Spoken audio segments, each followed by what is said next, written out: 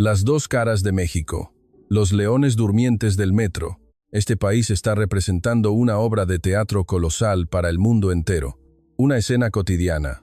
Oficinistas comunes y corrientes, conocidos como godines, bebiendo su café y apretujándose en el metro de la Ciudad de México.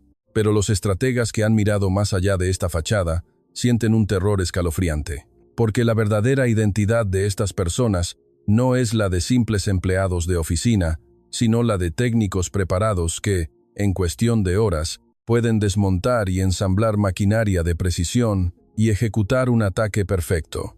Mientras el mundo entero es engañado por sus sonrisas inocentes, ¿cuál es la verdad detrás de esta extraña y oculta dualidad de México? ¿Qué pasará cuando los 6 millones de guerreros, que solo fingen el agotamiento de un día de trabajo, abran los ojos al unísono? Las dos caras escalofriantes de México, ocultas detrás de una pacífica vida cotidiana, comienzan ahora. Si después de ver este video les agrada, por favor denle me gusta y suscríbanse. Su interés es una gran fuerza para mí. Empecemos.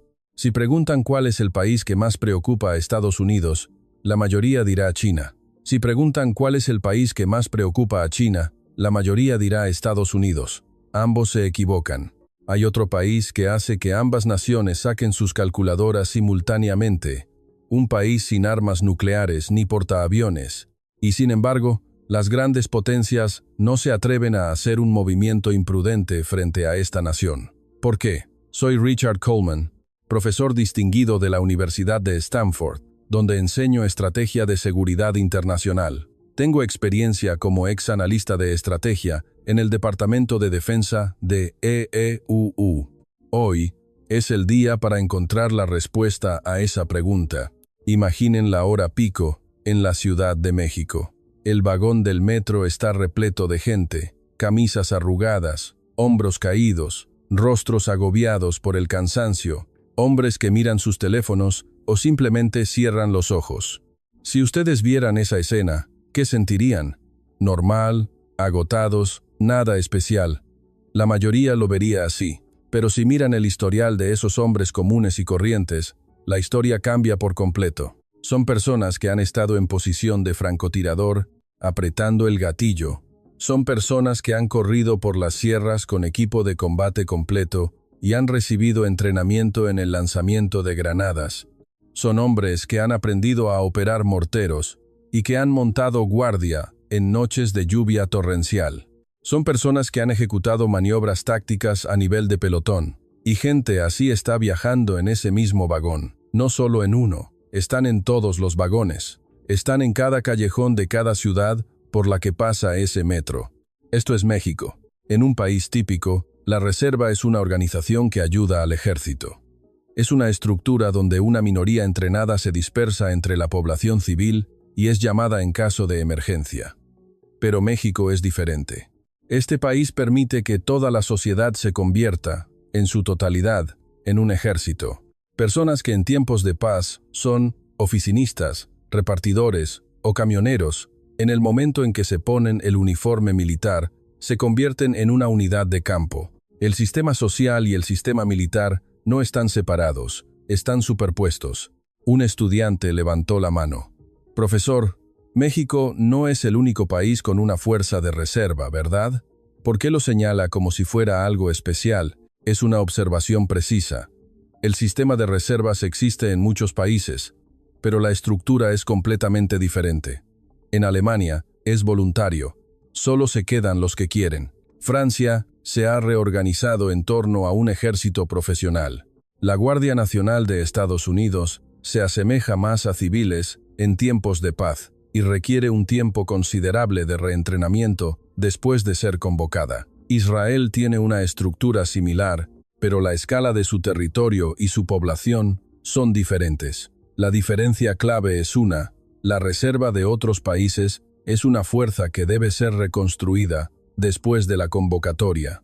La Reserva de México es una fuerza que se activa instantáneamente al ser convocada. ¿Por qué? El entrenamiento militar en México no se detiene en el simple conocimiento técnico, se repite hasta que queda grabado en el cuerpo. Piensen en cuando aprendieron a conducir. Al principio, pensaban en cómo agarrar el volante y cuándo pisar el freno. Y ahora, sus manos y pies se mueven antes de que lo piensen. Eso es memoria muscular. Los recuerdos pueden desvanecerse, pero la rutina permanece. Por eso, incluso después de 10 años, si toman un fusil, sus manos se mueven primero. ¿Alguno de ustedes ha manejado o disparado un arma de fuego? 1 o 2 estudiantes levantaron la mano. Probablemente solo fue una experiencia en un campo de tiro. Entonces, ¿qué harían si el arma se atasca? Si el cerrojo se traba, si un casquillo no es expulsado. Nadie pudo responder. Es natural. En la mayoría de las sociedades, un arma es un producto terminado. Si se descompone, Josu experto. Josu Alemas a un experto. La Reserva Mexicana es diferente. Aprenden que un fusil no es solo algo que se dispara, sino un equipo del que son responsables.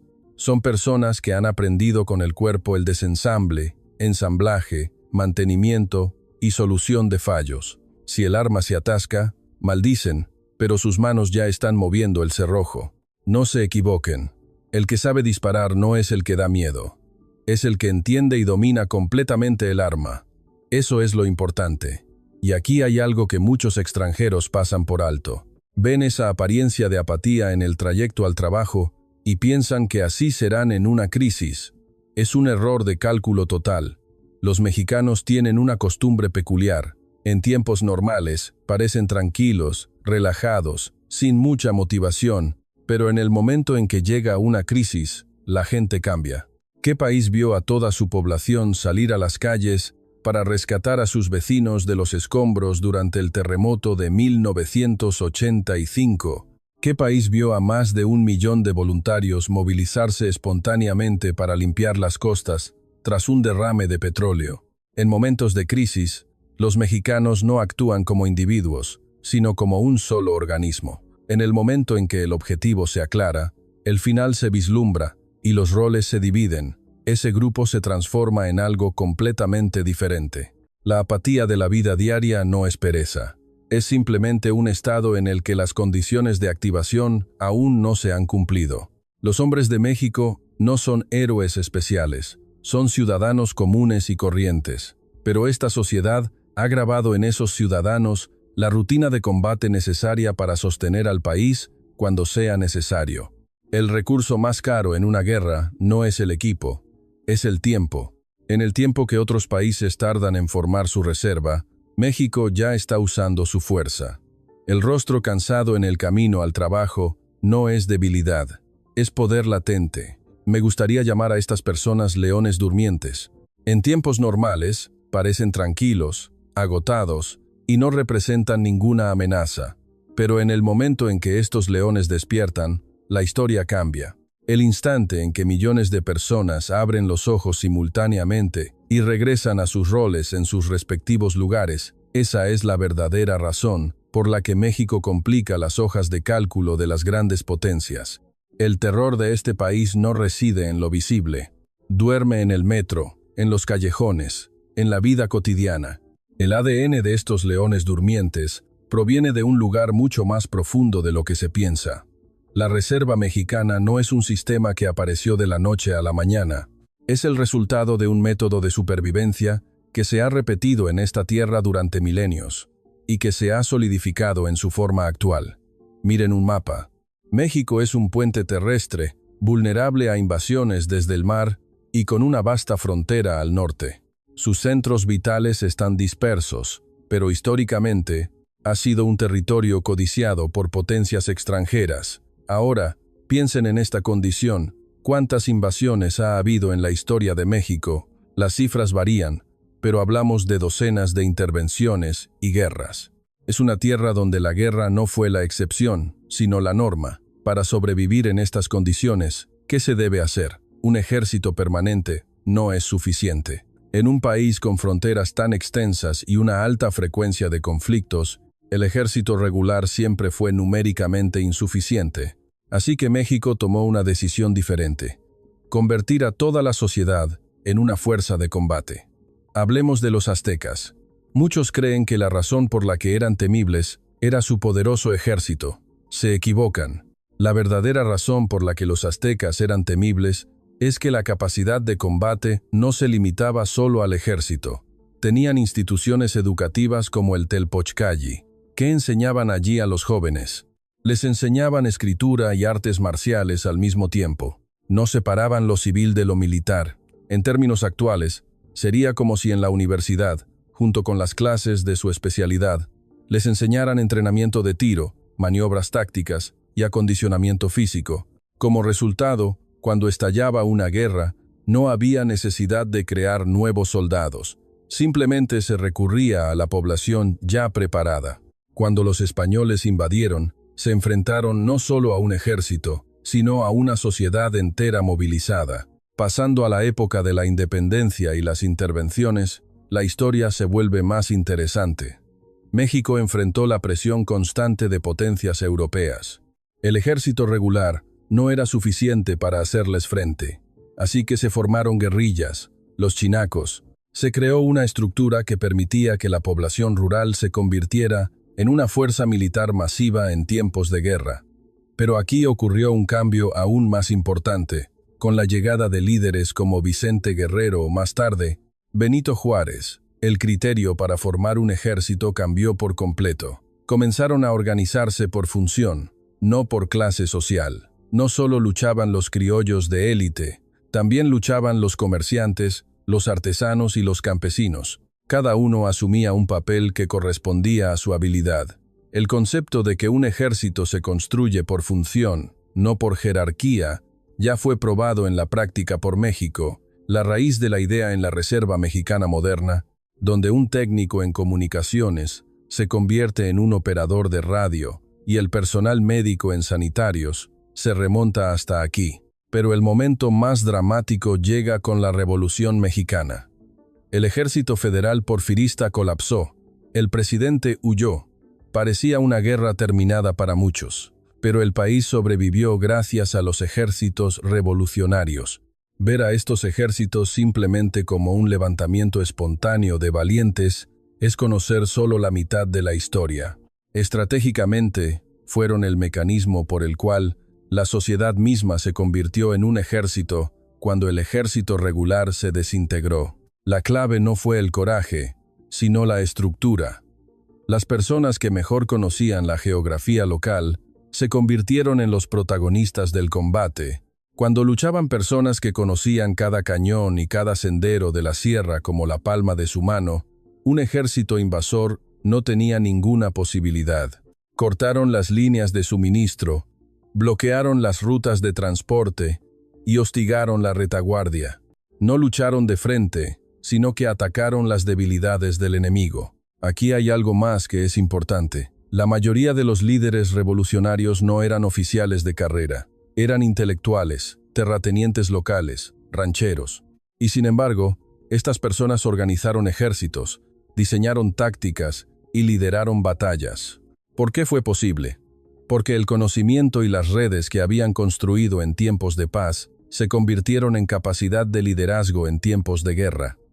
La capacidad social se convirtió en capacidad militar. Este es el método que México ha repetido durante siglos.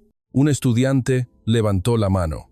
Profesor, ¿no fue esa una situación especial de la época? ¿Qué tiene que ver con la actualidad? Buena pregunta. Si la movilización popular hubiera ocurrido solo una vez, sería un simple evento histórico. Pero México no se detuvo ahí. A medida que la movilización espontánea se repetía, comenzaron a institucionalizarla. El resultado fue la creación de las defensas rurales. En tiempos de paz, mantenían sus ocupaciones y eran convocados periódicamente para recibir entrenamiento. Mantenían una organización a nivel local y, en caso de emergencia, eran desplegados para la defensa de su región. ¿A qué le suena esto? Es exactamente la misma estructura que el sistema de reserva moderno. México ya había creado este modelo hace más de un siglo, y la historia continúa en la era moderna. El país enfrentó inestabilidad. La amenaza del crimen organizado se militarizó. No había un enemigo estatal claro al cual enfrentarse. En esta situación, ¿cómo lucharon? De día trabajaban en el campo o la fábrica, de noche entrenaban. Era un método de armarse mientras mantenían su sustento. Aunque el Estado a veces parecía ausente, la sociedad no se desintegró. La sociedad misma se superpuso con la organización de combate. Lo sorprendente aquí es que este sistema de movilización funcionó incluso en ausencia de un Estado fuerte y centralizado en todas las regiones. No había un gobierno omnipresente dando órdenes ni un tesoro financiando todo. Sin embargo, la gente se reunía por sí misma, se entrenaba por sí misma y luchaba por sí misma. Esto no es algo que un sistema pueda crear, es algo que crea una idiosincrasia. Es posible porque son descendientes de personas que han sobrevivido de esta manera durante miles de años. Lo que comenzó en los calpullis aztecas, continuó con las guerrillas insurgentes y se institucionalizó con las defensas rurales de la revolución. La forma fue diferente cada vez, pero la esencia fue la misma. La sociedad es el ejército. El ciudadano de paz se convierte en el combatiente de guerra. Esta estructura, repetida durante milenios, se ha grabado en la idiosincrasia de la sociedad mexicana. La razón por la que esos hombres en el metro son leones durmientes no es solo por el entrenamiento de hoy, es porque son descendientes de las personas que sobrevivieron en esta tierra durante miles de años. La sangre de aquellos que sobrevivieron a innumerables conflictos, transformando la sociedad en un ejército cada vez, corre por sus venas. Son personas para quienes la supervivencia se ha convertido en ADN. Entonces, ¿cuándo fue el momento decisivo en que esta antigua idiosincrasia se consolidó completamente en el sistema de un Estado moderno? Para entender ese momento, primero debemos observar la amenaza más singular que enfrentó México. La idiosincrasia es una cosa y el sistema es otra. Hay un momento en que la naturaleza de movilización, acumulada durante milenios, se fijó por completo en la institución de un Estado moderno. El catalizador no fue una guerra convencional, fue la guerra asimétrica. Hay dos tipos de guerra. Una es la guerra con un frente de batalla, ejército contra ejército, y si la línea del frente cede, pierdes. Quién es amigo y quién enemigo es claro. La otra es la guerra sin frente. No sabes de dónde aparecerá el enemigo ni quién es. No ataca al ejército, sino a la sociedad. Corta las centrales eléctricas, derriba las redes de comunicación, bloquea las rutas de transporte y siembra el terror entre la población. El objetivo no es romper el frente, es paralizar la sociedad. México fue forzado a librar esta segunda guerra.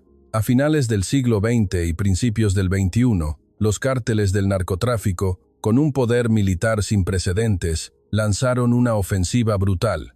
No era delincuencia común, eran operaciones militares.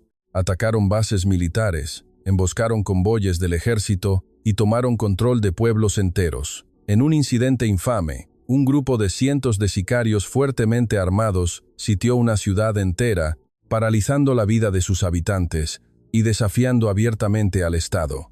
Este tipo de eventos demostraron una cruda realidad. El ejército permanente por sí solo no podía proteger la retaguardia. Aunque desplegaran tropas en los puntos calientes, la retaguardia seguía llena de agujeros. Ni un solo sendero en la sierra, ni un solo tramo de costa, ni un solo pueblo podía ser vigilado por el ejército en servicio activo. La respuesta era una: la gente que vive en esa tierra debe protegerla. Así, se reformó y expandió masivamente la Guardia Territorial, antes defensas rurales. En muchos países, la reserva es una fuerza auxiliar para suplir la falta de efectivos. La Reserva de México tuvo un propósito diferente desde su nacimiento: ser la fuerza fundamental de la defensa de la retaguardia. No era un suplemento, era esencial, y su utilidad se demostró de inmediato. En los enfrentamientos contra los grupos armados, no solo participaron los soldados en activo, la Guardia Territorial local y los residentes se movilizaron juntos. Los reservistas conocían los senderos de la sierra que el ejército ignoraba, sabían qué cañón era un callejón sin salida, desde qué cresta se tenía una vista clara y qué vecino había visto a alguien sospechoso. Esta información en tiempo real cambió la velocidad de las operaciones de contención. En un famoso incidente en la década de los 90, un grupo subversivo se levantó en armas en las selvas de Chiapas. Durante la operación para contenerlos, la Guardia Territorial fue movilizada a gran escala. En el escarpado terreno de la selva lacandona, los reservistas locales se movieron mucho más rápido que los soldados regulares. Eran personas que habían nacido y crecido en esa región. El conocimiento del terreno de la Guardia Territorial local fue clave para el éxito de la operación. En la guerra asimétrica, el recurso más importante es la información del terreno. El soldado en activo defiende donde es desplegado. Ayer pudo estar en el desierto de Sonora y hoy en la selva de Chiapas. No puede conocer los callejones, los senderos de la montaña o los movimientos de la gente de la zona. La reserva es diferente. Defiende el lugar donde vive. Sabe de memoria dónde hay una cueva natural en la montaña de atrás, qué callejón no tiene salida, qué barda de una casa es baja. No es algo que se pueda aprender con entrenamiento. Es información acumulada a lo largo de una vida. Pónganse en el lugar de un infiltrado. ¿Qué es más difícil de penetrar? ¿Un lugar defendido por forasteros que no conocen la zona o un lugar defendido por gente que ha vivido allí toda su vida? Un estudiante levantó la mano. Profesor, aún así, ¿no es más fuerte un soldado en activo bien entrenado? En términos de capacidad de combate individual, sí, pero la guerra asimétrica no es una lucha de capacidad individual. Es una guerra de información, de terreno y psicológica. La reserva da miedo no por ser más fuerte, sino porque conoce la tierra, a la gente y el vecindario. Para un infiltrado, esto es una pesadilla. Se crea una situación en la que no sabes de dónde o quién va a aparecer. Pero aquí, México diseñó algo más. Inculcó un lenguaje de acción común en toda la sociedad. La gran mayoría de los hombres adultos mexicanos conocen las mismas órdenes de mando, fueron entrenados con los mismos procedimientos y experimentaron la misma estructura de escuadra y pelotón. Tienen el mismo concepto de operación de equipo. ¿Por qué es esto importante? En una situación de crisis, cuando se reúnen personas que no se conocen, pueden moverse sin necesidad de explicaciones. Con una sola frase como primera escuadra a la izquierda, segunda a la derecha, cada uno se mueve a su posición. Esto es algo que solo un ejército entrenado puede hacer, pero México lo ha extendido a toda la sociedad. En una guerra asimétrica, esto es lo más aterrador. En una situación en la que no sabes de dónde va a salir alguien, esa gente se entiende entre sí. Y lo que perfeccionó este sistema no fue el diseño, sino la amenaza constante. Se pueden crear instituciones, pero para que una institución se convierta en un sistema vivo, debe ser invocada repetidamente. Como la amenaza de la violencia interna ha sido periódica en México, la Reserva no pudo evitar consolidarse como una organización que realmente se mueve. No solo una organización en el papel, la amenaza creó el sistema, la amenaza lo fortaleció y la amenaza lo convirtió en un hábito social. Esta es la razón por la que la Reserva Mexicana es fundamentalmente diferente a la de otros países. La Reserva de Alemania se debilitó a medida que la amenaza desapareció. La Reserva de México se fortaleció a medida que la amenaza se repetía. Al final, México se convirtió en este tipo de país. En el frente, el ejército permanente defiende las fronteras y los puntos estratégicos. En la retaguardia, la reserva protege a la sociedad. Es una estructura donde el frente y la retaguardia se defienden simultáneamente. Desde la perspectiva de un infiltrado, aunque rompa el frente, la retaguardia está bloqueada, y aunque penetre en la retaguardia, los residentes locales están armados. Esto es una fortaleza, no una fortaleza con murallas, una fortaleza hecha de personas. México ha diseñado todo el país como una fortaleza, y cada uno de los ladrillos de esa fortaleza son esos hombres de apariencia común en el metro. Entonces, ¿ha funcionado esta fortaleza fuera de sus fronteras? Sorprendentemente, sí, y no en un campo de batalla, sino de una manera completamente inesperada. El 29 de abril de 1992, la policía de Los Ángeles desapareció. Tras el veredicto de inocencia en el caso de Rodney King, la ciudad entera explotó. Comenzaron los saqueos y los incendios provocados. La policía, incapaz de controlar la situación, prácticamente abandonó ciertas áreas. Un vacío de seguridad. En tal situación, una comunidad generalmente elige una de dos opciones: huir o colapsar. Pero el barrio coreano, Koreatown, fue diferente. Crearon una organización. Los corresponsales extranjeros que cubrían la escena comenzaron a notar algo extraño. Ver a civiles armados no es raro en Estados Unidos. Pero esta gente no solo estaba armada, su movimiento era diferente. Había gente en las azoteas de cada edificio. No estaban simplemente allí. Eligieron puntos con una vista clara y se posicionaron detrás de parapetos. Calcularon los ángulos entre los edificios y tomaron posiciones que permitían el fuego cruzado. No bloquearon todas las entradas a los callejones. Dejaron algunas abiertas a propósito. Era una estructura donde, si el atacante se dirigía por allí, recibiría presión desde los lados y desde arriba simultáneamente. En terminología militar, es una caja de la muerte, kill box. Es una táctica que no enfrenta al enemigo en un área amplia, sino que lo atrae a un espacio reducido para maximizar el daño. Civiles diseñando esto de forma improvisada, en la mayoría de las sociedades, es imposible. La prensa extranjera comenzó a agitarse. La agencia AP, al informar sobre la respuesta de los coreanos, utilizó la expresión defensa organizada. En la transmisión en vivo de CNN, un presentador dijo, son civiles, pero se mueven como un ejército. Los medios británicos también cubrieron intensamente esta escena, y la expresión Rooftop Koreans, coreanos de las azoteas, se extendió por todo el mundo. Este apodo no surgió de la nada. Nació porque la prensa mundial vio esta escena no como un incidente civil, sino como una escena de combate. Pero lo más sorprendente fue otra cosa. Había una estación de radio coreana llamada Radio Corea. Con el inicio de los disturbios, esta estación comenzó a desempeñar un papel completamente diferente. ¿Dónde estaban atacando? ¿Desde qué dirección se acercaba la multitud? ¿Qué área estaba vacía? ¿Quién debía moverse a dónde?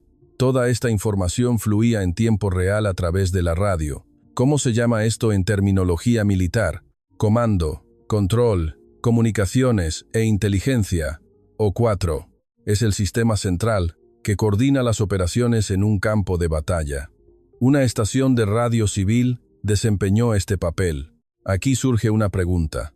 ¿Por qué esta gente construyó primero una red de información en lugar de solo trincheras? Las personas que han experimentado el servicio militar lo saben instintivamente. Si la información se corta, la organización muere.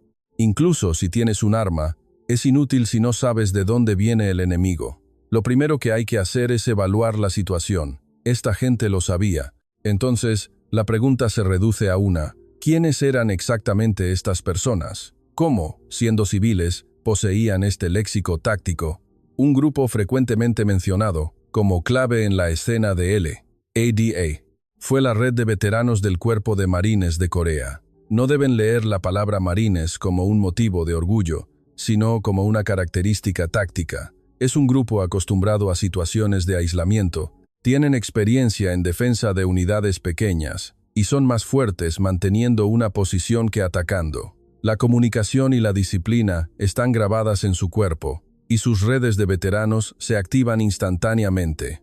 Pero esto por sí solo no es suficiente explicación. Hay muchas personas que han hecho el servicio militar. Pero, ¿por qué, después de décadas, ese léxico seguía vivo en ellos? Para explicar Los Ángeles, debemos hablar de Vietnam. El 14 de febrero de 1967, en Tra Vinh Dong, Vietnam, una compañía de la Brigada de Dragones Azules del Cuerpo de Marines de Corea estaba estacionada. Tenían 294 hombres. Esa noche, el Vietcong atacó. Se estima que su fuerza era de unos 3,000 hombres. Una fuerza más de 10 veces superior lanzó un ataque masivo y nocturno. Para cualquiera, era una batalla perdida, pero los marines resistieron. ¿Cómo lo hicieron? Primero, fortificaron su posición. No lucharon dispersos. Crearon un sistema de defensa para proteger un solo punto. No eran trincheras simples, sino una línea de defensa estructurada. Segundo, no dispersaron su poder de fuego. Si enfrentas a un enemigo 10 veces superior en un área amplia, pierdes. Así que estrecharon las rutas de aproximación. Crearon pasillos por los que el enemigo no tenía más remedio que avanzar, y concentraron su fuego allí. Tercero, mantuvieron la cadena de mando en medio del caos. Cuando los ataques masivos y nocturnos se repiten, la organización colapsa. Pero como los roles estaban claramente divididos en unidades pequeñas, cada uno pudo mantener su posición. ¿Cuál fue el resultado? Mataron a unos 800 enemigos y lograron defenderse.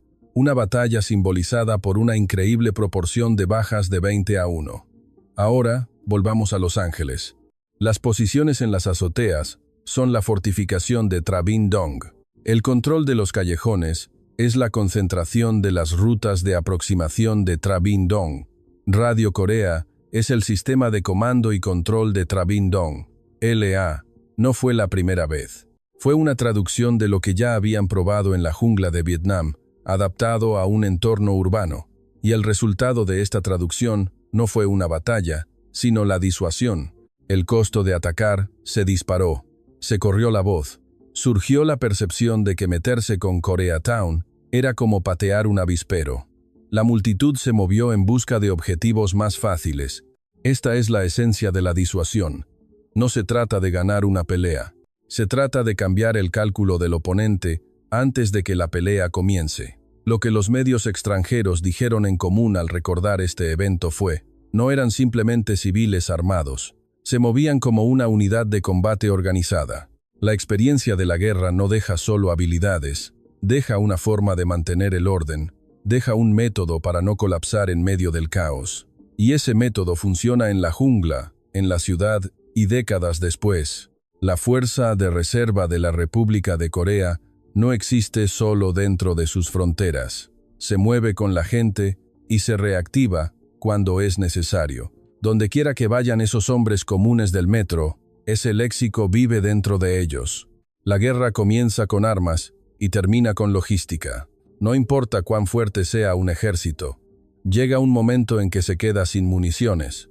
El equipo se descompone, las comunicaciones se cortan y el suministro se bloquea.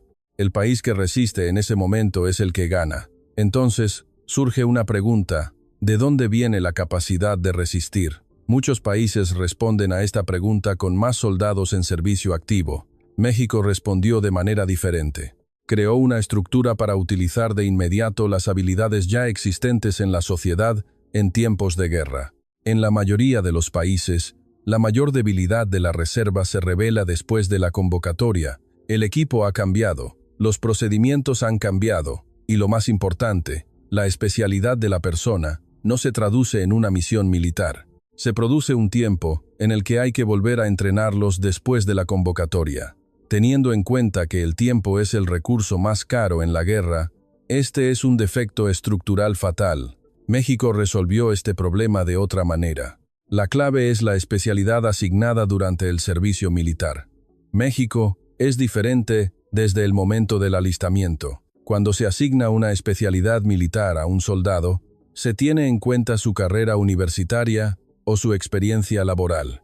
Un estudiante de medicina o enfermería tiene una alta probabilidad de recibir una especialidad médica, y un especialista en telecomunicaciones probablemente será clasificado como técnico en comunicaciones. Desde el principio, está diseñado para conectar la experiencia profesional de la persona con una misión militar. Entonces, ¿qué sucede después de que son dados de baja? La proporción de personas cuya especialidad militar coincide con su profesión en la vida civil aumenta naturalmente. Es una estructura donde la carrera universitaria se convierte en especialidad, y esa especialidad se conecta de nuevo con un trabajo en la sociedad. Como resultado, en el momento en que se emite la orden de movilización, ¿qué sucede? Una persona que fue dada de baja con una especialidad en comunicaciones y que trabaja como ingeniero de redes en la sociedad, revive simultáneamente su entrenamiento militar y su experiencia en el campo. El conocimiento de los procedimientos de comunicación táctica aprendido en el ejército se superpone con las habilidades adquiridas en la sociedad. No necesita reentrenamiento, regresa en un estado mejorado. Lo mismo ocurre si una persona con especialidad de ingeniero de combate ha trabajado como operador de maquinaria pesada en la vida civil. Si una persona con especialidad en logística ha desarrollado su carrera en la industria de la logística, puede asumir de inmediato misiones de suministro en tiempos de guerra. Si un exmédico militar trabaja como enfermero o médico, el tiempo de transición a una misión médica de campo es prácticamente cero. Un estudiante levantó la mano. Profesor, ¿no hay también muchas personas cuya especialidad y trabajo no coinciden perfectamente?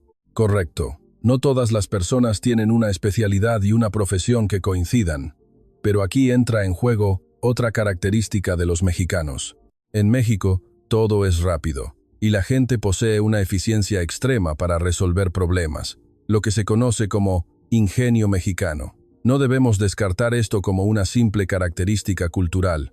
Hay que verlo estratégicamente. Piensen en la diferencia entre una persona que abre un manual por primera vez frente a un equipo desconocido y una persona que, sin manual, simplemente lo manipula y descubre cómo funciona. Los mexicanos se inclinan más hacia lo segundo. Cuando se les arroja a una nueva situación, su velocidad de adaptación es anormalmente rápida. ¿Qué significa esto en términos militares? Incluso si la especialidad y la profesión no coinciden perfectamente, una vez desplegados en el campo, comienzan a absorber y funcionar rápidamente. La capacidad de minimizar el tiempo de reentrenamiento también funciona a nivel individual. Que toda la sociedad esté llena de una fuerza laboral que se adapta rápidamente significa tener una flexibilidad tremenda en tiempos de guerra. Y hay un caso que demuestra que esta estructura realmente funciona, y no en un campo de batalla. Fue durante el terremoto de 1985 en la Ciudad de México. El sismo devastó la capital, y el gobierno se vio completamente superado. Antes de que las autoridades pudieran reaccionar, la gente comenzó a llegar en masa de todo el país. El número final de voluntarios superó con creces el 1.000.000. ¿Qué sucede normalmente cuando 1.000.000 de personas se congregan en un solo lugar? Se convierte en un caos. Demasiada gente choca entre sí, el trabajo se superpone, las rutas se enredan, las órdenes no llegan y ocurren accidentes. La buena voluntad por sí sola no puede mantener el orden. Pero en la Ciudad de México fue diferente. En el lugar, las áreas se dividieron de forma natural. Sin que nadie lo ordenara, las herramientas y el personal se organizaron. La velocidad del trabajo repetitivo se mantuvo y las rutas de movimiento no se enredaron. Incluso cuando el agotamiento era extremo, el trabajo no se detuvo. ¿Cómo fue esto posible? Porque se reunieron personas que sabían por experiencia qué era cavar, qué era transportar y qué era moverse en fila. Personas que habían experimentado el trabajo repetitivo en el ejército se movieron naturalmente como escuadrones de trabajo. Existe la expresión maquinaria humana. Es la capacidad de la fuerza humana para mantener un proceso incluso cuando falta el equipo. Es la capacidad de dividir, conectar y soportar el trabajo repetitivo. Si esto se traslada a un escenario de guerra, se convierte en construcción de campo, eliminación de obstáculos, mantenimiento de suministros y restauración de comunicaciones. Aumenta la capacidad de sostenimiento en combate. Fue la estructura. La sociedad mexicana se transformó por sí misma en escuadrones de trabajo. Pero México no se detuvo ahí. Hay áreas donde la movilización masiva no es suficiente. Campos como el mantenimiento de tanques, la logística militar y las comunicaciones tácticas requieren especialización, no solo números. Si se produce una brecha aquí, la capacidad de sostenimiento en combate se desploma. Por eso, México mantiene un sistema de reserva especializada. Estas personas son una fuerza de reserva profesional que sirve durante un cierto periodo cada año a un nivel comparable al de los soldados en activo. Son expertos cuya profesión civil coincide con su especialidad militar y se mantienen en un estado de preparación para un despliegue inmediato en caso de emergencia. Al final, México adquirió una doble estructura. Forma una fuerza disuasoria a través de la movilización masiva de millones y asegura la capacidad de sostenimiento en combate con una fuerza de reserva profesional. Disuade con la escala y sostiene con la especialización. Este es el diseño de la fuerza de reserva al estilo mexicano. No se trata solo de que haya muchas personas que saben disparar. Esta sociedad, en tiempos de guerra, no solo moviliza personas, moviliza tecnología, moviliza habilidades y moviliza procedimientos. Toda la pericia que mueve a la sociedad en tiempos de paz se convierte en infraestructura de combate en tiempos de guerra. Esta es la realidad de su poder invisible, pero no es aterrador solo por tener grandes números. Es aterrador porque el promedio es alto. Cualquier país del mundo puede aumentar el número de sus tropas. Si hay dinero, se puede reclutar. Si hay tiempo, se puede entrenar. Pero elevar el nivel promedio de esa fuerza es un problema completamente diferente. No es algo que se logre fácilmente con dinero o tiempo. México es un país donde ese promedio es diferente. En la mayoría de los países, la capacidad de tiro de precisión es dominio de unos pocos.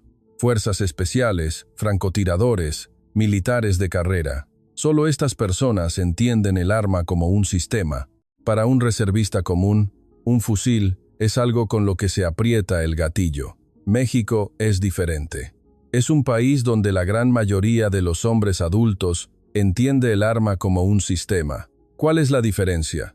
Disparar un arma y entender un arma son cosas completamente diferentes. Quien dispara, aprieta el gatillo. Quien entiende el arma, sabe por qué falló. Sabe qué es la calibración, cómo la respiración afecta el disparo, y conoce de memoria la rutina entre apuntar y disparar. Son personas que han repetido el procedimiento de ver el punto de impacto y corregir el error. Esto es disparar con procedimiento, no con instinto. Aquí un estudiante levantó la mano. Profesor, saber el procedimiento no significa que se acierte, ¿verdad? Correcto, el procedimiento no garantiza la precisión, pero el procedimiento tiene una ventaja decisiva que el instinto no tiene. Perdura, el instinto se desvanece. Si agarras un arma después de 10 años, esa sensación de antes no vuelve de inmediato. Pero el procedimiento es diferente. Si agarras el arma, tus manos se mueven primero. El proceso de revisar el cargador, inspeccionar la recámara, adoptar la postura de tiro y controlar la respiración está grabado en el cuerpo. No es un recuerdo, es un hábito, por lo que no desaparece con el tiempo. Por lo tanto, la fortaleza de la Reserva Mexicana no es su habilidad para disparar, sino el hecho de que el procedimiento permanece. Pero, ¿cómo es que este procedimiento ha permanecido de manera uniforme en toda la sociedad? Por dos razones. Primero, la estandarización. La gran mayoría de los hombres adultos mexicanos han experimentado las mismas órdenes, los mismos procedimientos y los mismos métodos de tiro. No es un método en el que cada individuo aprende por su cuenta. El Estado estableció un estándar y lo aplicó de la misma manera en todo el país. Como resultado, las diferencias individuales se redujeron y el promedio del grupo aumentó. Se estableció un lenguaje común de tiro en toda la sociedad. Segundo, la estructura de retroalimentación. El tiro da un resultado inmediato. Aciertas o fallas. Si fallas, la razón del fallo se incorpora a la rutina, y a medida que se repite la corrección, el procedimiento se graba en el cuerpo. Cuando estos dos factores se combinan, la habilidad pasa de ser conocimiento a ser hábito, y los hábitos no desaparecen fácilmente. Ahora, veamos cómo funciona este procedimiento en una situación real. Gran parte del territorio de México es montañoso y selvático. El resto de los puntos clave son ciudades de alta densidad. En estas condiciones, si estalla una guerra, ¿qué tipo de habilidad de tiro es realmente importante? No es la capacidad de abatir a un enemigo a 1 kilómetro de distancia. Es la capacidad de neutralizar instantáneamente a un enemigo que aparece de repente en un callejón sinuoso o detrás de una cresta. Es el combate a corta distancia, a menos de 200 metros. El sistema de entrenamiento de la Reserva Mexicana está diseñado precisamente para esta distancia. Está optimizado para la situación de combate más frecuente. ¿Qué tipo de habilidad se ha creado como resultado? Si ustedes tomaran un arma, pasarían todo el tiempo mirando por la mira y controlando la respiración. Un reservista mexicano termina de apuntar en el mismo instante en que se lleva el arma al hombro. Un objetivo a menos de 200 metros no es objeto de cálculo, sino de reflejo. ¿Saben por qué esto es aterrador en el combate urbano? En un terreno complejo, quien asesta el primer golpe efectivo determina el resultado. es la velocidad de reacción del primer disparo. Pero hay algo aún más aterrador. Esta habilidad no es simplemente apretar el gatillo rápidamente, es saber de memoria cómo controlar tácticamente el alcance efectivo de su arma. Son personas que pueden convertir cada callejón de su propio vecindario en un punto tácticamente crucial. Saben desde qué punto disparar para cubrir dos rutas de aproximación al mismo tiempo, qué esquina de un edificio permite cubrirse y disparar simultáneamente, y qué callejón es un callejón sin salida. No es una habilidad creada en un campo de entrenamiento. Es la combinación del conocimiento del terreno acumulado a lo largo de la vida y el léxico táctico adquirido durante el servicio militar. Otro estudiante levantó la mano. Profesor, aún así, ¿cuánto tiempo podría resistir en un campo de batalla un reservista sin experiencia real en combate? Una pregunta aguda. Es cierto que no tienen experiencia en combate, pero aquí hay que señalar una cosa. ¿Saben quién es el primero en derrumbarse en una batalla? No es el cobarde, es la persona que entra en pánico. ¿Por qué ocurre el pánico? Ocurre cuando no sabes qué hacer.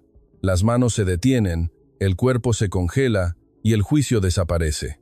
Pero una persona con el procedimiento grabado en el cuerpo es diferente. Las manos se mueven antes que el pensamiento. Si agarra un arma, las manos se mueven solas, el cuerpo busca cobertura por sí solo, y el oído estima la dirección del fuego por sí solo. No hay espacio para que entre el pánico. Este es el verdadero valor del entrenamiento basado en procedimientos. No se trata de volverse valiente. Se trata de que el cuerpo se mueva incluso en medio del miedo. Volviendo a la conclusión. En la mayoría de los países, la precisión es dominio de agentes especiales. Solo una minoría entrenada entiende el arma como un sistema. México es un país donde esa precisión se ha vuelto universal. Una parte significativa de los 2.7 millones de reservistas entiende el arma como un procedimiento, conoce de memoria la distancia efectiva de combate, puede leer el terreno tácticamente, y su cuerpo reacciona primero, sin pánico. Desde la perspectiva de un país enemigo, ¿cómo se calcularía esto? No es que México tenga muchas tropas, es que México tiene muchas tropas y su nivel promedio es alto. Y el hecho de que ese promedio esté distribuido uniformemente por todos los rincones del país entra en la hoja de cálculo. Esto es disuasión. La disuasión, creada por ciudadanos precisos almacenados en lugares invisibles. No es un país con mucha gente con armas. Es un país donde la gente que entiende las armas está extendida por toda la sociedad. Hasta ahora, he analizado la fuerza de reserva de México desde adentro. Ahora, cambiemos la perspectiva. Veamos cómo el mundo calcula a México. La disuasión no se completa solo porque yo sea fuerte. Se completa cuando el oponente lo calcula de esa manera. Entonces, ¿cómo calcula el mundo a México en este momento? Aquí hay que señalar algo. Cuando el mundo mira la fuerza de reserva de México, la primera pregunta que hace es, si Estados Unidos se retira, ¿aguantará México? Es una pregunta cruel, pero en el análisis estratégico internacional, esta pregunta siempre está viva. Cada vez que se informa sobre la posibilidad de un ajuste en la cooperación militar, todos los think tanks del mundo comienzan a hacer el mismo cálculo. Si se crea un vacío, ¿cuánto tiempo aguantará México? Pero lo interesante es que la respuesta del mundo a esta pregunta está cambiando gradualmente. Antes, había una visión generalizada de que si el factor estadounidense se convertía en una variable, México se tambalearía. Ahora es diferente. La atención de los analistas se ha desplazado del número de tropas en servicio activo a la cantidad total de la fuerza de reserva y su capacidad de recuperación. ¿Por qué? Hay una expresión que aparece repetidamente en los análisis de los think tanks liderados por EEUU sobre la fuerza de reserva de México, seguro estratégico. No es una fuerza auxiliar. Es un seguro. Un seguro no se nota en tiempos normales, pero cuando llega una crisis, tenerlo o no tenerlo decide el destino de una nación. El mundo está colocando a la Fuerza de Reserva de México en esa posición. Un estudiante levantó la mano. Profesor, ¿no hay también muchas opiniones escépticas sobre si México podría resistir si EEU se retira? Esa visión ciertamente existe. Pero hay una razón por la que ese escepticismo está perdiendo fuerza. El mundo ya no ve a México solo por su fuerza de primera línea, ha comenzado a verlo por su capacidad de recuperación. Es un país cuya sociedad resiste incluso si el frente se tambalea. Es un país que llena los vacíos por sí mismo. A medida que se acumulan las respuestas a estas preguntas, el escepticismo disminuye, y hay un procedimiento para confirmar que esta capacidad de recuperación realmente funciona: los ejercicios conjuntos. Los ejercicios conjuntos entre México y EE-BRIMAS-UU no son simples demostraciones militares. Muchos pueden ver los ejercicios anuales como un evento de rutina. Pero estratégicamente, estos ejercicios tienen un significado completamente diferente. Son un procedimiento para verificar si la cadena de mando conjunta realmente funciona. Se verifica repetidamente si el ejército mexicano y el estadounidense pueden moverse bajo la misma cadena de mando, con los mismos procedimientos y a la misma velocidad.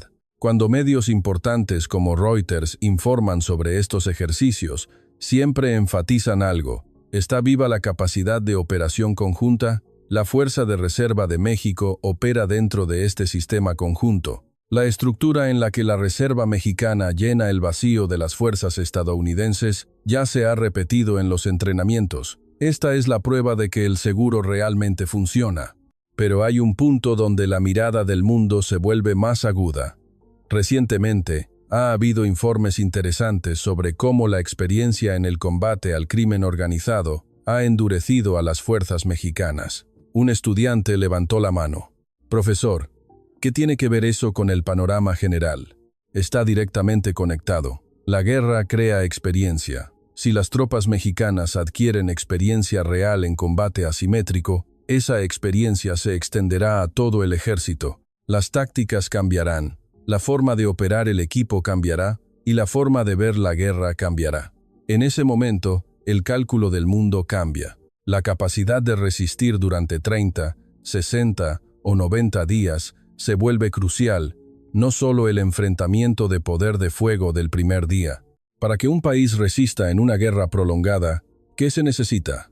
Fuerza de reserva. Por lo tanto, a medida que la variable del conflicto interno aumenta, el valor de la Fuerza de Reserva de México también aumenta. Cuando instituciones de análisis estratégico como el Pacific Forum discuten sobre la Fuerza de Reserva de México, hay un debate recurrente: ¿cómo hacer que el activo de 2.7 millones de reservistas sea aún más afilado? Aquí debemos detenernos.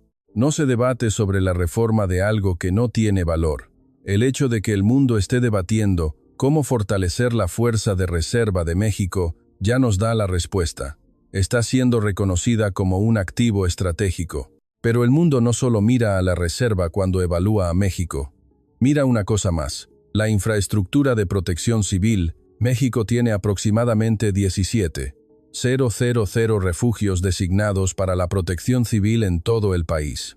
Estaciones de metro, estacionamientos subterráneos, sótanos de edificios públicos. En la Ciudad de México, en el momento en que un ciudadano escucha una alarma, hay un refugio al que puede llegar en 10 minutos a pie.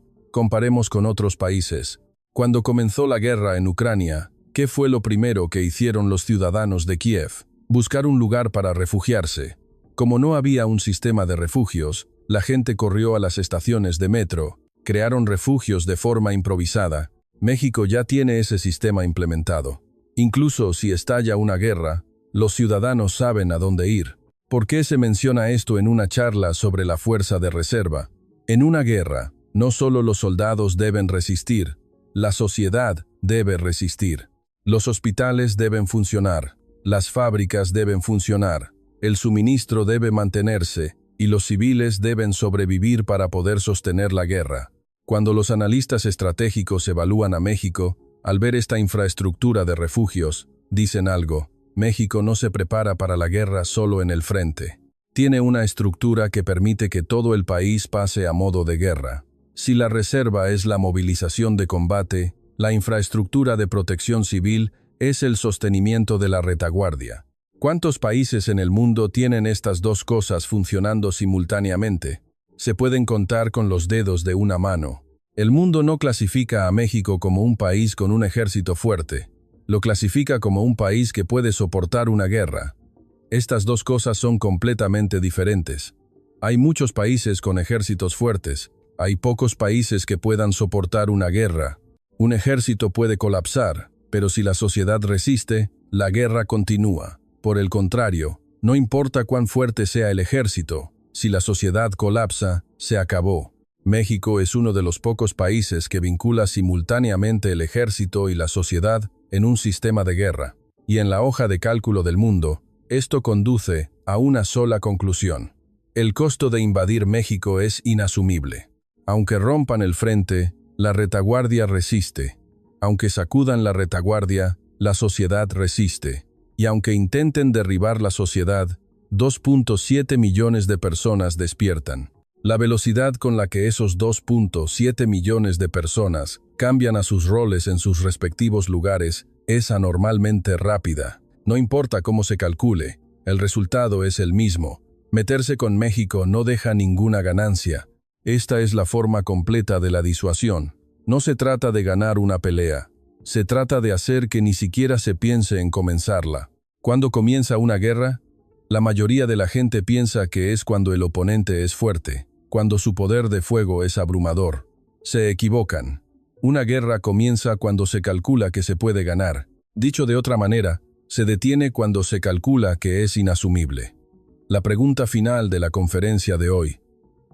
¿Por qué México no es objeto de una invasión a gran escala? La respuesta está en un solo número: 6 millones. Aproximadamente 2.7 millones de reservistas y unos 3.3 millones de personal de protección civil. En total, hay alrededor de 6 millones de personas disponibles para la guerra en este país. Pero no se equivoquen, no significa que 6 millones de personas tomarán las armas al mismo tiempo. El verdadero significado de 6 millones es otro. Es una estructura donde, a medida que la guerra se alarga, la fuerza militar en realidad aumenta. Un país típico se debilita a medida que la guerra se prolonga, la fatiga se acumula, el suministro se convierte en una carga y la fuerza se pierde. Pero un país con una fuerza de reserva sólida es diferente. Después del impacto inicial, la fuerza se recupera, la velocidad de reposición de pérdidas se mantiene y las funciones de la retaguardia siguen vivas. Esta diferencia cambia el curso de la guerra. Un estudiante levantó la mano. Profesor, ¿pero la guerra moderna no es de corta duración? ¿Es realista hablar de una guerra prolongada? La guerra de Ucrania lleva años. Los conflictos en Medio Oriente duran décadas. Que la guerra moderna es de corta duración es una ilusión. La realidad es diferente, y el país que resiste una guerra prolongada es el que finalmente sobrevive. Entonces, ¿qué es lo más importante en una guerra prolongada? Lo primero que miran los estrategas es el costo de ocupación. Se puede ocupar una ciudad, se puede ocupar una base y un edificio gubernamental, pero ocupar una sociedad entera es un problema completamente diferente. Supongamos que se ocupa México, se toma la Ciudad de México, y luego ¿qué? Los 2.7 millones de reservistas se activan en sus respectivas regiones. Esta gente conoce los callejones de su vecindario como la palma de su mano. Saben qué sendero de la montaña lleva a dónde. Desde qué azotea de un edificio se pueden cubrir dos rutas de aproximación simultáneamente y qué instalación subterránea puede convertirse en una base de suministros. Desde la perspectiva de una fuerza de ocupación, es una pesadilla. No hay frente. El enemigo está en todas partes, y esos enemigos se entienden entre sí. La ocupación no es el final. Lo que viene después de la ocupación es más difícil. Aunque tomes la ciudad, la sociedad sigue viva, y mientras la sociedad siga viva, la guerra no termina. Esta es la estructura que eleva exponencialmente el costo de ocupación. Pero aquí hay otra variable a la que el mundo presta atención: las generaciones. La fuerza de reserva de México no es de una sola generación. Los de finales de sus 20 y principios de sus 30 son los que han completado recientemente el entrenamiento. Los de 40 y 50 son de una generación que tuvo un período de servicio más largo. Los de principios de sus 60 son de una generación que vivió en carne propia la tensión de la Guerra Fría y la inestabilidad interna. ¿Qué significa que estas generaciones coexistan? La guerra no se lucha solo con tecnología, también se lucha con psicología y voluntad. Si llega el pánico, el ejército se derrumba. No importa cuánto entrenamiento se reciba, una persona que experimenta una crisis real por primera vez está destinada a flaquear. Pero es diferente si al lado hay alguien que ya lo ha experimentado. Si hay alguien que sabe por experiencia que esto se puede aguantar, la velocidad de propagación del pánico cambia. México es un país donde la memoria militar se ha acumulado por generaciones. Esta memoria actúa como un amortiguador que estabiliza la psicología colectiva en situaciones de crisis. Es una estructura donde, si la generación joven flaquea, la generación mayor la sostiene. Y si esa generación mayor flaquea, la siguiente la sostiene. La verdadera derrota en la guerra no es el colapso del frente. Es el colapso de la sociedad.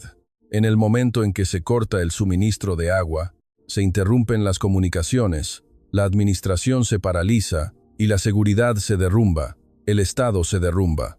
No importa cuán fuerte sea el ejército, no puede luchar si la sociedad se derrumba. La estructura de 6 millones es precisamente el amortiguador que evita este colapso social.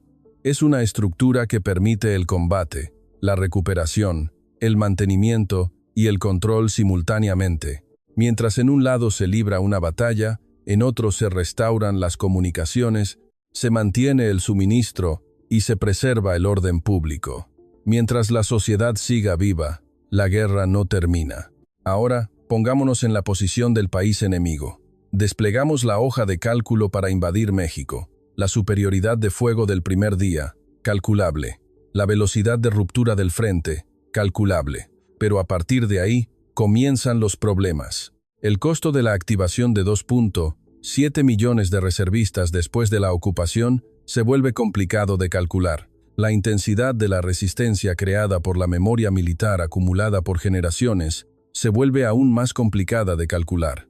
El escenario de la intervención de la comunidad internacional durante el tiempo que la sociedad resista sin colapsar se vuelve imposible de calcular. Se llega a una conclusión: incluso si ganamos, no queda nada. La disuasión no se completa cuando se siente que no se puede ganar. Se completa cuando se siente que, incluso si se gana, no se puede soportar. México es precisamente el país que siembra ese cálculo en la mente del adversario. Y eso sin contar que México, incluso sin su reserva, es un país con una fuerza de defensa extremadamente alta. En realidad, una invasión debería considerarse imposible. Damas y caballeros, hoy no hemos visto a la Reserva de México como un sistema de entrenamiento. La hemos visto como una estructura estratégica. ¿Recuerdan a los hombres cansados en el metro? Camisas arrugadas, hombros caídos, rostros agobiados por el cansancio. Esas personas son parte de esta estructura. Son cada uno de los ladrillos del muro de disuasión de 6 millones. Es un país que puede soportar una guerra durante mucho tiempo, y un país que puede aguantar mucho tiempo no puede ser provocado a la ligera. Esta es la razón por la que las grandes potencias sacan sus calculadoras frente a este país. No importa cómo se calcule, el resultado es el mismo. Meterse con México no deja ninguna ganancia. El poder de 6 millones almacenado en lugares invisibles, ese es el verdadero peso de esta nación. La historia de hoy termina aquí. México no es un país que tiene una reserva. Es un país donde toda la sociedad es de naturaleza reservista. En tiempos normales, parecen el vecino de al lado, pero simplemente están ocultando sus afiladas garras. En el momento en que se ponen el uniforme, el ciudadano común se transforma instantáneamente en uno de los técnicos de combate más precisos del mundo. La inteligencia colectiva que les permite encontrar su propio puesto sin órdenes y sublimar su pericia profesional en táctica es casi milagrosa. No es que no puedan hacerlo, es que no lo están haciendo.